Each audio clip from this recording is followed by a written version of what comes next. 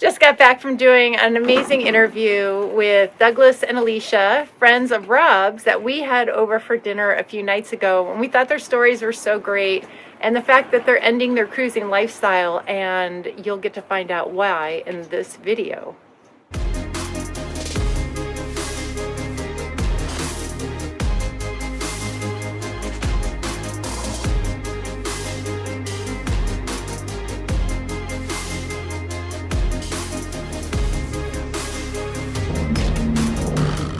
We met this wonderful couple through our friend Rob. Thought it was really interesting that they said that this lifestyle, which I think a lot of people think is very glamorous, is really not for everybody. Go ahead and introduce yourselves. All right, so I'm Alicia. This is my husband, Douglas. We are on a Hunter 420 passage for the last 2.5 years. Yeah. And we found the boat we wanted in Wisconsin, of all places. So we had to bring it down the river system, which was an amazing time. We've had a lot of amazing times on the boat, but now we, after 2.5 years, we've decided to sell it, which I say we're right on track, because when we started to do this, we said we would either do it, well, we said we would do it between 1 and 5 years. So 2.5 years is exactly in the middle.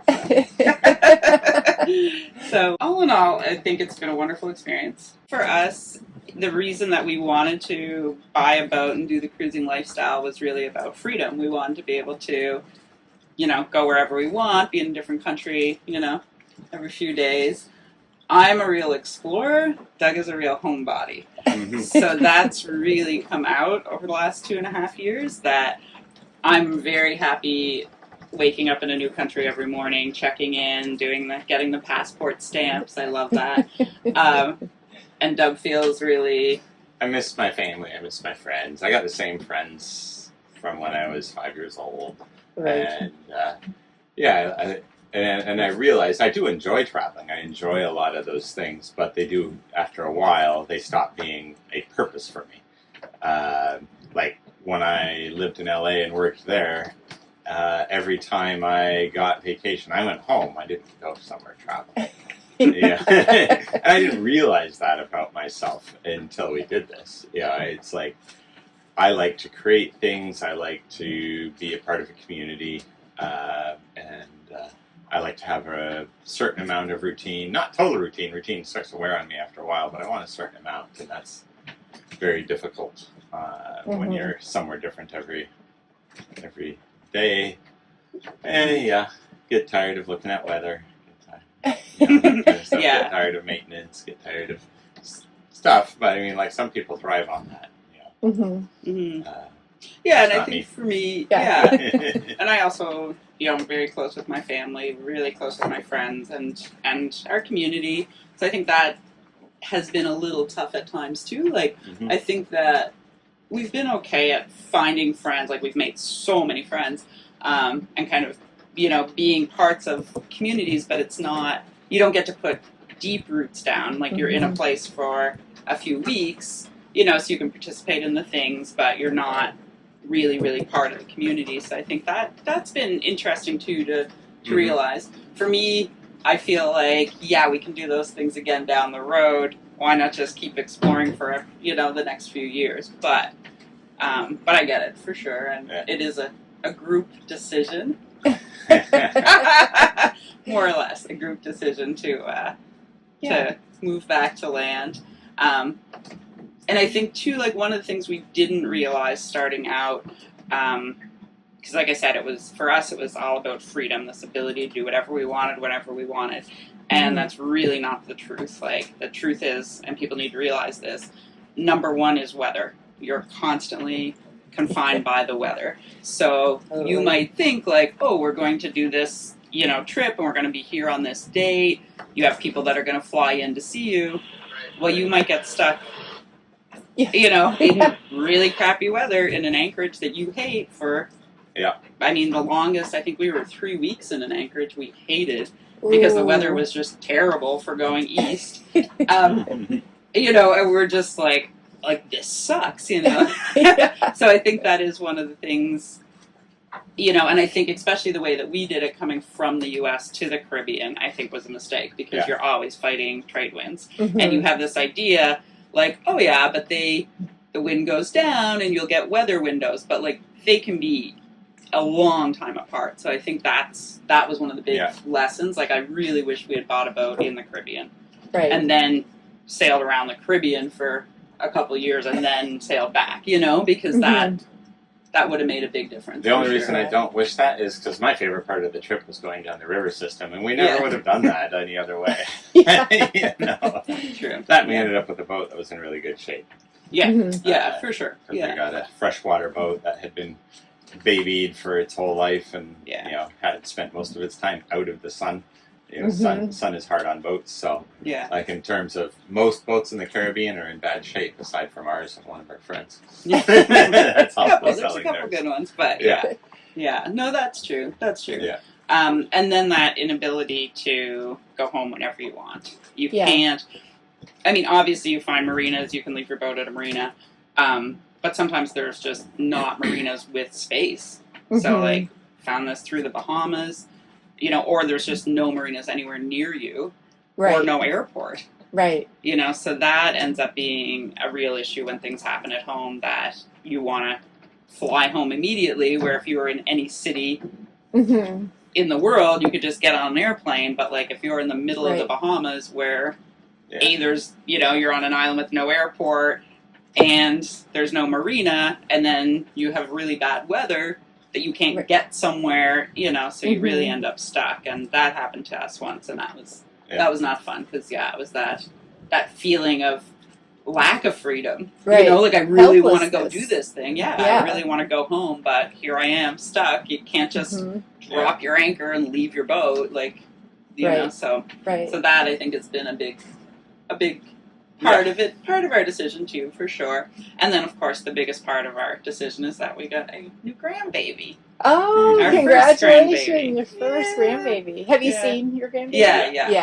Yeah. So you were able to leave the boat? Yeah, luckily enough, when he was born 10 weeks early, and we were in a place that we could leave the boat. So but that was just really by luck that we could fly home, and. But we'd like to see him more, so, so that's part of it too, for sure. And we didn't have the money to do this for the rest of our lives. We knew we were just taking a chunk, and then I would need to find work. We thought I would just find some remote work, but the time when we set off, it was really easy to find remote work, and now it's not. Right. If you're lucky enough to have remote work, you might really enjoy doing this. Although it would have to be flexible, because, weather. The Starlink's great, though. Starlink works so well. It's such a game changer, the Starlink, for communication. Now, you also had some crazy stories that might make people, because I think a lot of folks feel like they have, it's just this glamorous time, and you're sitting there on your deck having sundowners, and it's just real easy sailing, and how much of and those things happen. Those things happen. The easy sailing happens in the Caribbean itself, from here, from St. Martin, Anguilla, down to probably Grenada. Getting here is not easy sailing. It's many overnights.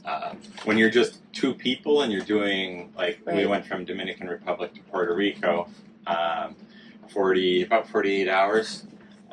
So we left in the morning, went over 2 nights, and then arrived. She got food poisoning shortly after we left. And so, I mean, I was on duty most of the time. She got me about 3 hours of sleep. It was, and that's just, that kind of thing is just miserable. Like, two people for one overnight is fine. Like, if one person has to pull an all-nighter, you'll be fine. But when you start doing multiple nights, have a third crew. Just for that spare. But they need to be somebody you trust, and you have to pick them up, and you have to drop them off, and you have to figure out where you're going to be when you're picking them up, and where you're going to drop them off when they get a flight. So that part is it's challenging too. For sure. It's definitely a big trust. We had one crew member that joined us briefly, and I just happened to look at my phone because we were in familiar waters in the Chesapeake, and I'm like, oh my gosh, you're going right into shallow. We're about to ground. Ran up, changed our course. And you just don't know what people Yeah. know or how well they're paying attention. Yeah. And it is a lot of trust. Oh, and and I think that's one of the other big issues is that people don't realize is like you can trust your own boat, your own anchor, your own abilities, but so much of what happens depends on everybody around you. So like anchorages. Yeah. So even right now we have a charter boat that's anchored on top of us. I don't know if you noticed. Yes, I did. Yeah. I was like, I think they're on their anchor. Yeah, I think they're on our anchor too. I think we're going to find out. But we'll find out. We'll we find have to out. blow the horn at them and see, wake them up because they don't seem like they're awake. Yeah. But we've had, boats dragging into us. We've had boats that appeared to be unmanned, cutting us off, just cutting right in front of us, like 10 feet in front of us. And you're where are the people? But they're on autopilot and they're probably asleep, you know? So, like, that is a big side of it, too. It's just having to watch all the other people. There is nobody to come help you. Like, in a lot of places, not everywhere. You do have to be capable and aware, and you have to be prepared that if something breaks, you can't call a tow truck. You can't. I mean, if you're in Florida, great. You call Towboat US and they come and they haul you in. It's amazing, I guess. I remember we met some friends that had sailed from Sweden to the Caribbean. And before they had left, they took, like, diesel mechanic courses and, like, plumbing courses and, like, all these things. And, like, we have a bit of knowledge ourselves. But I was thinking, like, that would be really smart for people that are setting out to do this. Because, like... But you need to actually practice it. Because we've met plenty of people that took all those courses and have not a sweet clue. That's absolutely true. Yeah, so you got to take the course and you got to practice it. You got to actually... change your oil and do the things, take some things apart. But I mean, I think it's a great. I really think it's a great lifestyle, but just not maybe for everybody, or just not for a long time. Yeah, for me, it's a great experience. It's not a great lifestyle. Yeah. Some of the scariest moments you've had, where you really questioned your choice of doing this. I think. Let me think about that. Well, I think people dragging into us on anchor. That is very scary. And like the one night there was like no storm or anything forecast. We went to bed. It was dead calm. Water was flat. There was no wind. And then we woke up because the boat was like heeled over so far and it was coming around and it was actually a squall. But like the wind had gone from like, I don't know, nothing. 5 knots or something. 5 knots from the south. 50 north. 50 from the north. Oh. And so the boat was just on its side and it was like hard to even get out of bed and like get up above. Pouring rain. And I immediately started the motor just because I'm like, I don't know what the heck is happening. But like all around us there were just boats dragging. And this one guy was like, oh, actually, no, that was the next night the guy hit us. But but there was just like boats everywhere dragging. People are all on VHF screaming their heads off. And we're just like, oh my God, like I would love to just go to shore. Love to not be here. One of the things we didn't like about doing the Virgin Islands is it's a real big charter area and their ground tackle tends to be underweighted, underpowered, and they are more likely to drag, and they don't get any idea of scope. Fairness too, the charter people are on vacation. Yeah. You know, it's like 1 week, it's not their boat. Right. They're, a lot of them are drinking heavily. They're, like they're just there for the fun time, right? Right. And like if the boat they're on gets destroyed, well, there's insurance covered, Right. Where for us, it's like, this is the only home we have. So please don't get it, Exactly. So the charter, it is interesting, although I want to become a charter person after this experience. I think that would be, I think it'll be next fun thing. to go to, instead of taking your boat everywhere, go where you want to go and then rent a boat for a couple weeks. Yeah. Sounds like a lot of fun. I think that would be really fun. Yeah. Might even hire a captain just to, just to be totally relaxed, not responsible. I got really sick one night. Turns out I have a conch allergy, which I didn't know about before. But we were in the middle of nowhere, and I've never been so sick in my life, and I'm like, if I was on land, I would call 911 right now. But like, oh, whoa. what do you do when you're like on a boat in the middle of nowhere? Right. Like, there's no, Right. you know, and I'm just like, yeah, I'm probably not going to die, so I'm not going to like call a mayday, get like Yeah. a helicopter to come get us, you know. Yeah. But I mean, I 100% would have went to a hospital, Mhm. Yeah. you know, had we been on land. So there is Mhm. that side of it too, is to The medical stuff, for me too, I don't have a thyroid. My thyroid was removed. And so, like, you know, I need to be getting my thyroid levels checked every couple of months and then get my medication adjusted. Some places that's easy, some places that's not. Yeah. You know? Oh, right. Yeah. So chronic things that you Yeah. have to, it's Yeah. very tough. Anybody that has any type of medication that they need all the time, if they're going to do this life, like they Mhm. need to You have to get, have a lot you of really it. You need have to to know bulk how up it stores. and like, yeah. Yeah. If I was going to do it all over again, I would definitely schedule times throughout the year that we went home, Right. right? So like You probably can twice a find a year. place you can leave a boat. Yeah, leave the boat, go home for a Mhm. month or two, get all those medical appointments done, see all your family, do all Yeah. that stuff. Because I think that was a mistake we made too. Yeah. Was just like for the first year and something, we never left the boat. Right. It's Yeah. gonna mess up your video of rocking. Now it makes it real. And if you don't like rocking, get a catamaran. Yeah. Yeah. That's life's thing. Once you sail flat, you'll never go back. That's what they say. Yeah, there is a real remarkable difference. Yes, Yeah. yes. Being on a monohull, Oh, I I'm know, like, yeah. oh, I don't think I could do this. Yeah, we were on your boat the other night. I was like, oh my gosh, it's so flat. It is amazing, isn't it? Yeah. Yeah. This isn't. I mean, this is pretty bad. This is worse than most nights right now. I'm Yeah. guessing somebody just drove by us, probably. Mhm. But Yeah. we've definitely seen a lot worse. Yeah. The worst night I think ever. Well, there was two really bad nights. Yeah. One, we were in Chicago Harbor, and I have my onions like up on top of that cupboard. And the next morning, they'd all lost their peels. The boat was like rocking side to side. I mean, we were falling onto each other like when the boat would move.